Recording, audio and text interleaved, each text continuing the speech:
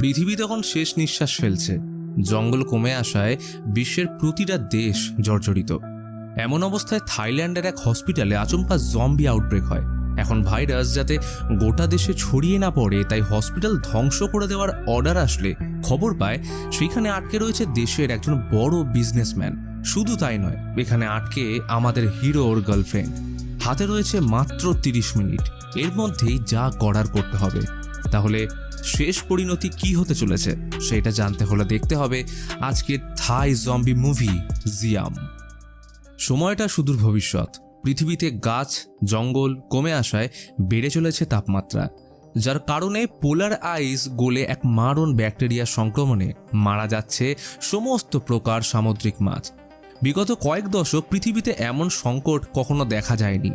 এই চরম বিপজ্জনক পরিস্থিতির ফলে বিভিন্ন দেশে দেখা দিয়েছে খাদ্যাভাব, জলের সমস্যা। অনেক দেশের মানুষ তাদের সরকারের বিরুদ্ধে চলে যাচ্ছে। বর্তমান অবস্থা দেখে মনে হচ্ছে পৃথিবী হয়তো আর কোনোদিনও স্বাভাবিক হতে পারবে না। হয়তো এটাই মানবজাতির অন্তিম সময়। পৃথিবীর তাবড় তাবড় দেশগুলো যখন এইসব কারণে জর্জরিত, তখনও থাইল্যান্ডের অবস্থা আন্ডার কন্ট্রোল। কারণ 10 বছর আগে তারা বাইরের জগৎ থেকে নিজেদের সম্পূর্ণরূপে আইসোলেট করে ফেলেছিল। এইখানে সরকারের বিরুদ্ধে প্রতিবাদ হলেও খাদ্যাভাব অথবা মহামারী তেমনভাবে দেখা যায়নি। কিন্তু থাইল্যান্ডের মানুষরা যদি এখন থেকে একজোট না হয়, তাহলে তাদের অবস্থা খারাপ হতে সময় লাগবে না। রেডিওতে এই সতর্কবার্তা শুনে ডক এরিয়া থেকে ট্রাকে মাল তুলে নিয়ে যাচ্ছে সিং। সে একজন এক্স মুই থাই কিক বক্সার। বর্তমান অবস্থার কারণে তাকে বক্সিং ছাড়তে হয়েছে। সে থাইল্যান্ডের ভিএস কর্পোরেশনের সিইও মিস্টার ভাসুর হয়ে কাজ করে। মিস্টার ভাসু থাইল্যান্ডের একজন গণমান্য বিজনেস টাইকুন কম মাসিহা বলা যেতে পারে। বর্তমানে থাইল্যান্ড যেটুকু ভালো অবস্থায় আছে সেটা এই লোকটার জন্য। মহামারীর সময় তার দেওয়া খাবার পুরো থাইল্যান্ডে এক্সপোর্ট হয়েছে, এমনকি এখনও হচ্ছে। তবে তার স্ত্রী অ্যান 5 বছর ধরে ব্লাড ক্যান্সারে আক্রান্ত হয়ে প্রাচামিত হসপিটালে ভর্তি। বাঁচার আশা নেই বললেই চলে। প্রতিদিন রক্ত চেঞ্জ করে তাকে কোনো রকমে বাঁচিয়ে রাখা হচ্ছে। নিজের ভালোবাসাকে বাঁচাতে ভাসুর কোম্পানি খোঁজ পায় ছোট জলাশয়ের এক প্রকার মাছের ব্যাপারে, যার লিভার খাইয়ে অ্যানের অবস্থার উন্নতি করা যেতে পারে। তাই সময় নষ্ট না করে ডাক্তারের সাথে পরামর্শ না করেই ম্যানেজার পুনিচকে এই বিষয়ে জানালে সে সিংকে এই দায়িত্ব দেয় মাছ পাচার করে শহরে নিয়ে আসতে। তবে মিস্টার ভাসু শুধু অ্যানের জন্য নয়, সাথে তার ম্যানেজার পুনিচ এবং তার কোম্পানির আরও কয়েকজন বিশিষ্ট ব্যক্তিদের জন্যও মাছের অর্ডার দিয়েছে। এইদিকে সিং তার বন্ধুকে বলল যে কিছুদিনের মধ্যেই সে বেআইনি মাল পাচার করার কাজ ছেড়ে দেবে, কারণ তার গার্লফ্রেন্ড রিন থাইল্যান্ডের একটা সুন্দর গ্রাম চিয়াংডাওতে যেতে চায়, যেখানে তারা আগে থাকত। যদিও সিং এটা জানে সেখানেও তাকে এই রকমই কাজ করে বেঁচে থাকতে হবে। পৃথিবীর এই সংকটময় অবস্থায় কেউ টাকা খরচ করে অন্তত বক্সিং দেখতে আসবে না। মাঝ রাস্তায় কিছু লোক হঠাৎ তাদের উপর হামলা করে। তাদের উদ্দেশ্য ছিল সিংয়ের ট্রাকে থাকা মালগুলো চুরি করে সেটা বেশি দামে বিক্রি করে টাকা কামানো। কিন্তু সিংয়ের অসাধারণ বক্সিং স্কিলের কারণে তাদের মাছগুলো চুরি হওয়া থেকে বাঁচিয়ে নেয়। তবে ওই সময় সিং এবং গুন্ডাদের মধ্যে হাতাহাতি হলে একটা পেটির সিল খুলে যাওয়ায় পুনিচ সিংয়ের বন্ধুদের মেজাজ দেখিয়ে সেই পেটি তাদের দিয়ে হাফ পেমেন্ট কেটে নেয়। মেজাজ খারাপ হলেও অনেকদিন পর মাছ খেতে পেয়েছে দেখে তারা আজ মাছ খাওয়ার আয়োজন করলো। মাছের বাকি পেটিগুলো অক্ষত অবস্থায় পেয়ে পুনিচ ভাসুর কোম্পানির বড় কর্মকর্তা ও তাদের অপোজিশন পার্টির মেম্বারদের ডেকে একটা মিটিংয়ের আয়োজন করে। সে বলে পুরো পৃথিবীতে এখন খাদ্যাভাব দেখা দিয়েছে, বহু মানুষ খেতে পাচ্ছে না। সেখানে মিস্টার ভাসু আরও একবার অসম্ভবকে সম্ভব করে এমন কিছু মাছ আমদানি করে এনেছে তার স্ত্রীর জন্য, যেটা পরবর্তীকালে পুরো বিশ্বে চড়া দামে সাপ্লাই করবে। এই প্রস্তাব দিয়ে পুনিচ সবার আগে সদ্য রান্না করে আনা নতুন মাছের স্বাদ নিয়ে বাকিদের দিলে হঠাৎ কিছুক্ষণ পর রক্ত বমি করতে শুরু করে। আর কিছুক্ষণের মধ্যেই তার অবস্থা এমন শোচনীয় হয়ে ওঠে যে তাকে হসপিটালে ভর্তি করতে হয়। আর ঠিক একই অবস্থা হয় সিংয়ের বন্ধুর গ্রুপটার সাথে। অন্যদিকে সিং অনেকদিন পর কাজ করে তার বাইক নিয়ে বাড়ি ফিরলে রিন বেজায় রেগে যায়। যে কাজে এত বিপদ সেই কাজ করার কি দরকার, এটা ছেড়ে দিলেই তো সব দিক ভালো হয়ে যায়। সিং জানায় তার একটা শেষ কাজ রয়েছে, এটা করে সে এই প্রফেশন ছেড়ে দেবে। রিন এরপর বেরিয়ে যায় তার কাজে। সে পেশায় ডাক্তার। মিস্টার ভাসু স্ত্রীকে যে হসপিটালে রাখা হয়েছে, রিনের পোস্টিং সেখানে। আজ শুক্রবার, তাই নাইট শিফট আছে। এই দুর্ভিক্ষের সময় ইলেকট্রিসিটি বাঁচাতে পুরো থাইল্যান্ডে রাত 8টায় সমস্ত বিদ্যুৎ পরিষেবা বন্ধ করে দেওয়া হয়। আজও সেটার ব্যতিক্রম হলো না। রিনকে নিয়ে যেতে হসপিটাল থেকে একটা ভ্যান পাঠানো হয়েছে। তবে সেই ভ্যানে রিন একা নয়, তার সাথে যায় আরেকজন নার্স মিনকো এবং তার ছোট্ট ছেলে বাডি। মা ডিউটি গেলে ছেলে বাড়িতে একা থাকবে, তাই ছেলেকেও সঙ্গে নিয়ে হসপিটাল যায়। রিনের সাথে বাড়ির খুব ভালো সম্পর্ক। সে তাকে প্রতি সপ্তাহে একটা করে নতুন বই দেয় পড়ার জন্য। তবে আজ বুঝতে পারল রিনের মন ভালো নেই।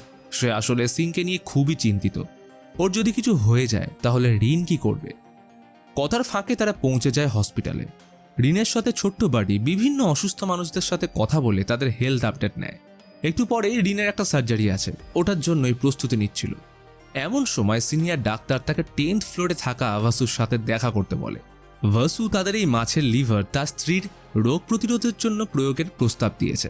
প্রত্যেক দিন ন্যানকে রক্ত দিয়ে জীবিত রাখাচ্ছে, একবার এই পদ্ধতির চেষ্টা করতে ক্ষতি কি? যা শুনে সিনিয়র ডাক্তারের কোনো প্রস্তাব না থাকলেও রিন অবজেকশন জানায়, কারণ প্রপার টেস্ট না করে এটা ব্যবহার করার কোনো প্রশ্নই ওঠে না। কিন্তু সিনিয়র ডাক্তারের দৃঢ় বিশ্বাস মিস্টার ভাসুর কোম্পানি যখন এই মাছকে সিলেক্ট করেছে তখন সন্দেহের প্রশ্নই ওঠে না। এদিকে ভাসুর ম্যানেজার পুনিচকে এই হসপিটালে এনে অপারেশন করার আগেই সে রক্তক্ষরণে মারা যায়। পুরো টিম যখন এই আকস্মিক ঘটনায় অবাক, তখনই নার্স খেয়াল করে পুনিচ আবার প্রাণ ফিরে পেয়েছে। তবে কোনো সাধারণ মানুষ হিসেবে নয়, বরং একজন আগেই সে রক্তক্ষরণে মারা যায়। পুরো টিম যখন এই আকস্মিক ঘটনায় অবাক, তখনই নার্স খেয়াল করে পুনিচ আবার প্রাণ ফিরে পেয়েছে। তবে কোনো সাধারণ মানুষ হিসেবে নয়, বরং একজন ব্রেনলেস জম্বি হিসেবে। ফলত পুনিচ নার্সের উপর হামলা করলে সেও পরিণত হয় জম্বিতে। মুহূর্তের মধ্যে হসপিটাল জুড়ে লেগে যায় পরিত্রাহী চিৎকার। অন্যদিকে সিং নিজের ঘরে নিশ্চিন্ত মনে রিনের ফেরার অপেক্ষা করলে হঠাৎ মাইকে শুনতে পায় প্রাচামিত হসপিটাল কোয়ারেন্টাইন জোন করে সিল করে দেওয়া হয়েছে। এই ঘটনা শুনেই খাবার ফেলে সে দ্রুত রওনা দেয় হসপিটালের দিকে। তার খাবারের মধ্যে ছিল সেই মাছটা, যেটা খাওয়ার পরে পুনিচ সহ বাকিরা জম্বিতে পরিণত হয়েছিল। কথাতেই আছে, উপরওয়ালা যা করে ভালোর জন্যে। সিং পৌঁছে দেখে সৈন্যদল পুরো হসপিটাল ঘিরে রেখেছে। তারা কাউকেই হসপিটালের ভিতর যেতে দিচ্ছে না, এমনকি বের হতেও দিচ্ছে না।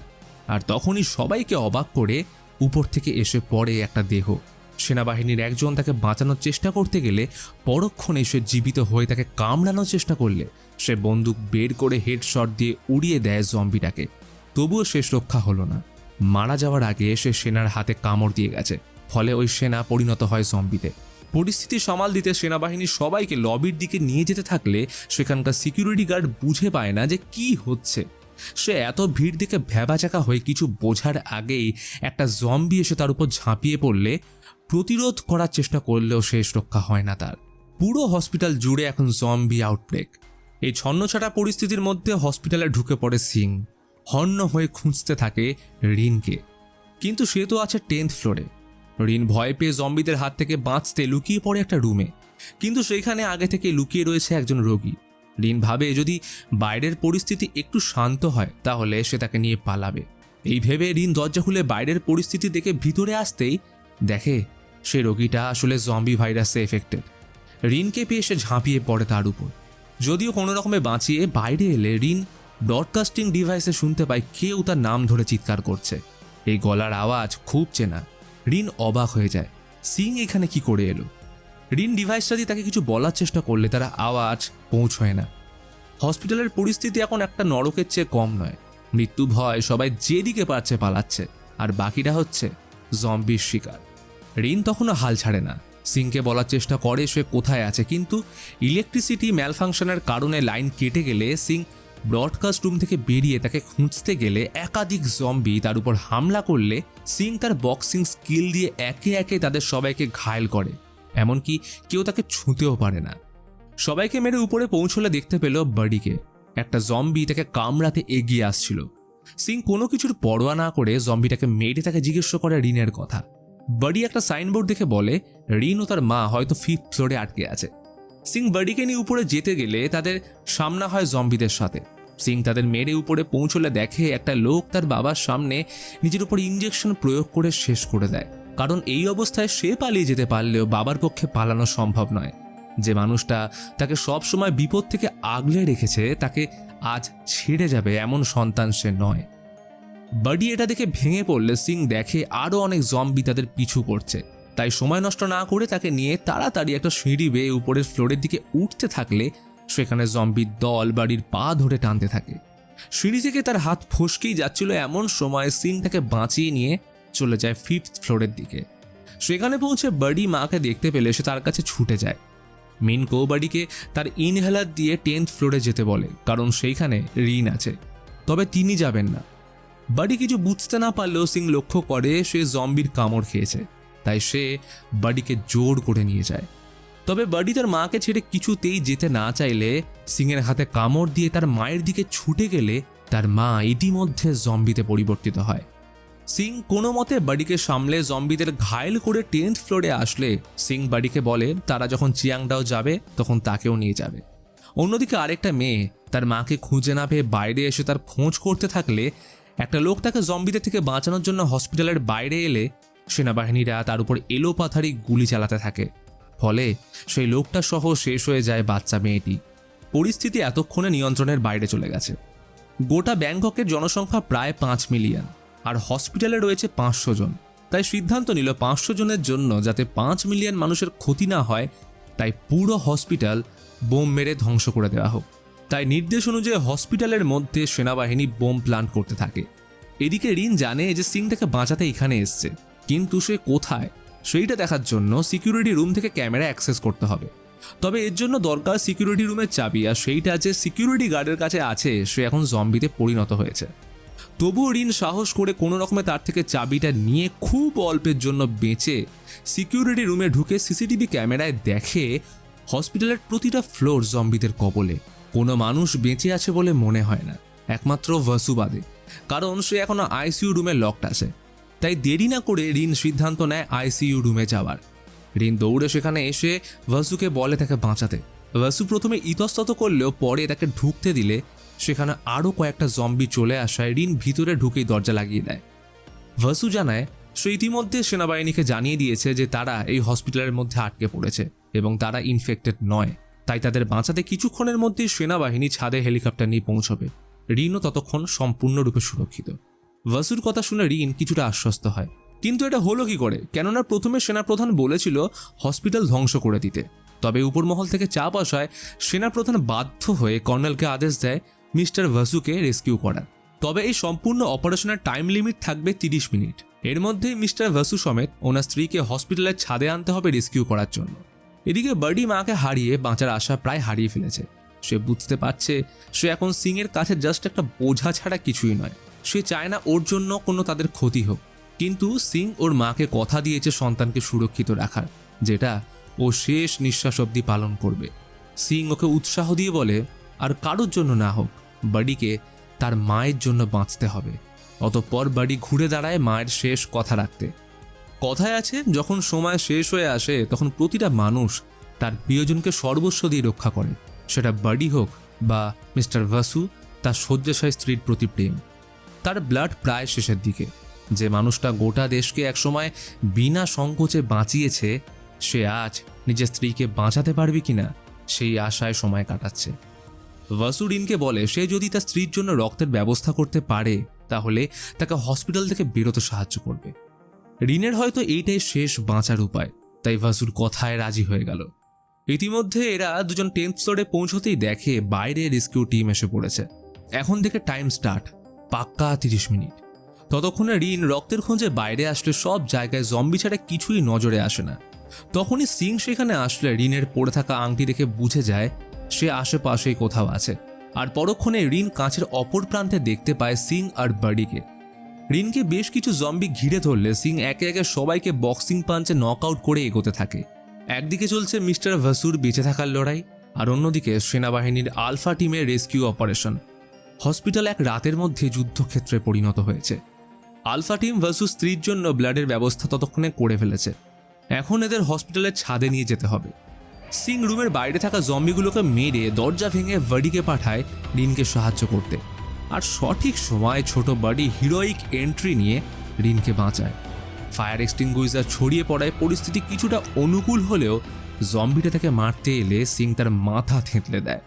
অন্যদিকে টিম আলফা মিস্টার ভাসুকে ছাদের দিকে নিয়ে যেতে থাকলে হঠাৎ একটা জম্বি এসে তাদের মধ্যে মেডিককে কামড়ে দিলে বাকি সৈন্যরা বুঝতে পারে সেও কিছুক্ষণের মধ্যেই জম্বিতে পরিণত হবে, তাই নিজেদের আবেগ সরিয়ে তাকে মেরে ফেলে।